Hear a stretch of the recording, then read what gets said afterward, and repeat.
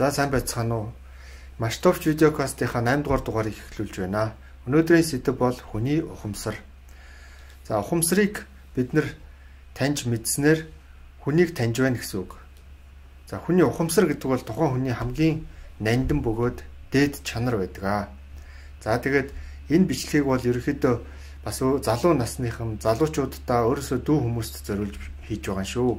Тэгээд тэд нар маань хань ижлээ сонгоно, найз нөхдөө сонгоно, хамт олноо сонгоно, за тэгээд хамтрагч нараа сонгоно гэд энэ сонголтууд хийхэд хүний мөн чанар тэр ухамсарыг таних хэрэгтэй. За ер нь тэгээд ухамсараар нь хүмүүсийг дээд хүмүүн, за дундаж хүмүүн, за нэлээд дорд хүмүүн гэд бас ерөөхдөө нь бас багцаалаад ангилчих болно. За тэгээд ухамсарын тэр дээд түвшний хүмүүсийн онцлог шин чанарууд нь юу байд юм бэ гэхээр юмыг маш их хайрлаж гамнаж ханддаг. Юмд тийм хайраар ханддаг хүмүүс гэж хэлж болно. За хүнийг хайрлна, байгалаа хайрлна, эд юмсыг хайрлна, бүхий л зүйлийг хайрладаг, гамнадаг. Ерөөсөн. За энэ хэрэглээ талаараа бол. За тэгвэл дундаж хүмүүс бол ер нь хэрэглээний тал дээр бол дундаж хэрэглээтэй. Их тэр ухамсарын дор төвшний хүмүүс бол маш их хэрэглээтэй хүмүүс байдаг. Ямыг маш их хайрладаггүй, гамнадаггүй тийм хүмүүс байдаг. За тэгэхээр жишээ болгоод одоо энийг бол зүгээр яг орон сууцны байшингийн бол ус карантины усыг гойжуулах дээр бол их амархан бас ингээд тодорхойлж болж байгаа. Одоо карантиныхаа усыг тоолооргүй нөхцөлд шүү дээ. Тоолооргүй юм чинь гээд хамаагүй зарим хүмүүс гойжуулцдаг. Зарим хүмүүс болохоор их гамнадаг тийм ээ. Тэрүүгээрээ бол тэр их дээд төвшний ухамсартай хүмүүс бол усыг бол маш их гамнадаг. За тэгэл маш жоохон нэгэл за тэр усныг бол одоо үржээгээд өөрөө гимшидэг байхгүй тийм сонио. Тэгвэл дундаж хүмүүс бол зүгээр ингээл гойжуулаад хэрэглээл тий яг тэр ус нь гойжчлэн шүд мүдээ гойчаал ингээл тэгэл хаачдаг.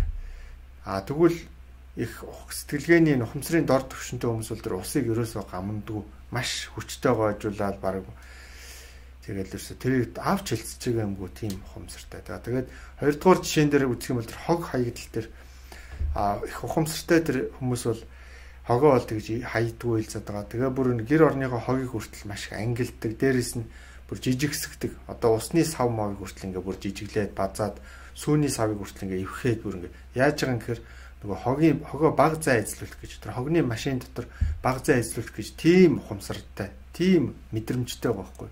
Тэгвэл тэрнээс доош хүмүүс бол зүгээр л хайчдаг штеп.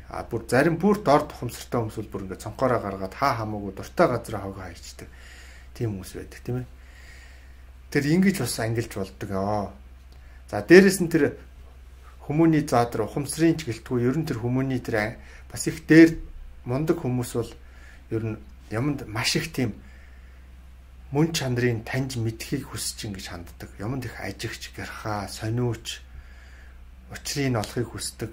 Нэг тийм эрдэмлэг, мэдлэг, оюунлаг хүмүүс байдаг. Тэд нар яадаг гэхээр юм болгоныг тэгж энэ яагаад ингэж байгаа юм бол энэнийг ингүүл яах вэ? Ямар үр дүн гарах вэ гэдэг ийм талаас нь их тэгж яагаад, яаж гэдэг ийм асуултуудыг их тавьдаг хүмүүс байдаг.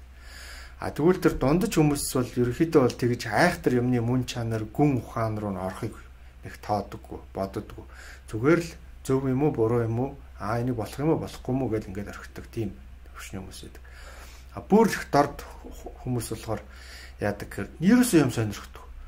Зөвөр яг өөрт ашигтай, унацтай юм байвал нэг хийн, бусдын тэгэл хайчдаг. Ерөөс нэх тийм юмд тийм сониуч биш. Юмны мөн чанар яагаад гэсэн тийм танин мэдэх хүсэл эрмэлзэл нь ерөөсөө мохцсон. Тийм сонио. Зөвөр л идчихдэг, уучдаг. Сайхан тэгэл ол зашиг байвал авчдаг л гүц. Ийм байдгаар нь ялгаж бас болно хоёр дахь. За 3 дугаарт одоо энэ дээд ухамсартай хүмүүс болохоор энэ альва нийгэм эдийн засаг одоо улс орныхоо эрх ашигын төлөө нийгмийнхаа төлөө сайн дураараа үйл хийдэг, үйлдэл хийдэг, хөдөлмөр зарцуулдаг. Одоо сайн дураараа буюу урт дураараа оролцдог. Эх орныхоо төлөө үйл хэрэгт, Монголынхоо төлөө, байгаль дэлхийн төлөө гэсэн ийм зүйлсүүдэд зүгээр л сэтгэлийн дуудлагаараа ингээд оролцдог хүмүүс байдаг. Дундаж хүмүүс бол яг хилүүлж ээж, шаардуулж ээж тийм ээ. Тэгээд цаана бас нэг баг зэргийн ашиг хонжоо заавал хардаг. Тэр нь мөнгөн байж болно, нэр хүндийнх байж болно. Эсвэл баг үхээд деважинд очихын тулд ч гэдэг юм уу баг тийм бүр алсын бүр тийм нэг заавал ямар нэгэн жижиг ч болтгоо тийм ашиг хонжоо байж идэг. Тэгж ямар нэг юм ханддаг хүмүүс бол дундаж төвшин хүмүүс. Бүр дорд хүмүүс нь бол хизээч баг шаардаад ч тэр их орныхоо төлөө, тэр газар шорооны төлөө, байгалийнхаа төлөө ер нь юунд ч оролцохгүй. Мөнгө төлөвлөл нэг жоохон дуртай дургүй хөдөлдөг тийм хүмүүс байдаг.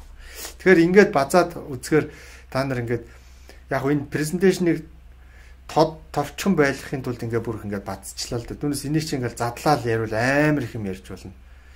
Тэгэхээр ер нь энэ хумсрын дээд түвшний хүмүүс бол ойлголоо шүү дээ. Маш их юмд гамтай ханддаг, юмыг мухаж таньж мэдхийг хүсдэг, наантай цаантай ханддаг. Тэгээд бусдын төлөө, эх орныхоо төлөө ингэж зориулж чаддаг, сайн дураараа оролцдог тэрэнд тийм хүмүүс байдаг. Дундаж түвшний хүмүүс болохоор яг бүх юм дундаж хэрэглээтэй, юм руу их гүн гүнзгий, гүн ухаан, мөн чанар руу нэх ороод идэв. Гэхдээ болох уу болохгүйг бас харж анзаарч явж чаддаг. Тэгээд аливаа нийгмийн төлөө, тусын төлөө зүйлд оролцдог. Гэхдээ заавал ямар нэгэн хонжоо мөнгөн ч мөнгөн бус ч хонжоо унац харж оролцдог тийм хүмүүс байдаг. За дорд хүмүүс бол айхтар да ер нь хэцүү. Маш их дараатналаг хэрэглээтэй, юмыг хайрлж гамнахгүй, юмны мөн чанар утга учирыг сонирхгүй, аливаа нийгмийн төлөө, бусдын төлөө зүйлд оролцохгүй ийм хэцүү хүүтэн хүмүүс байдаг. Тэгэхээр та бүхэн энийг мэдсэний ашиг тусгаар одоо би эхлээ хэлжсэн шүү дээ. Хүнтэй суугаагүй хүмүүс бол хань ижлээ сонгохдоо бас ийм эдрийг аюу анхаарч үзэх хэрэгтэй. Тэгээд өөрөөсөө өөр төвшний, өөр энэ эдгээрээр ингээд тодорхойлтуудаар өөр хүмүүс хоорондоо суухад бол би нэгээр их зовоодог шүү. Тэгэхээр болгоомжтой хандах хэрэгтэй. Тэгээ алсын анд нөхдөө бас энэгээр таньж болно. Ер нь тэр мэдрэмжгүй, сонирхдаггүй, мангасан хэрэглээтэй, юмыг хайрлж чаддаггүй хүмүүс бол хэцүү хүмүүс шүү. Тэднэрээс болгоомжтой байх хэрэгтэй. За тэгээ өөрийгөө ч гэсэн энэ аль болох хөгжиж байна, ухамсаралтай хүн болохыг хичээж байх хэрэгтэй. Тэгээд энэ хөгжиж байгаагаа юугаар тодорхойлох үг вэ? Ердөө л энгийн штэ.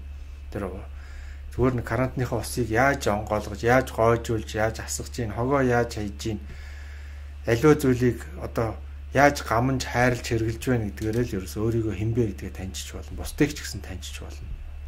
За ийм байна да. Та бүхэнд анхаарал тавьсанд баярлалаа.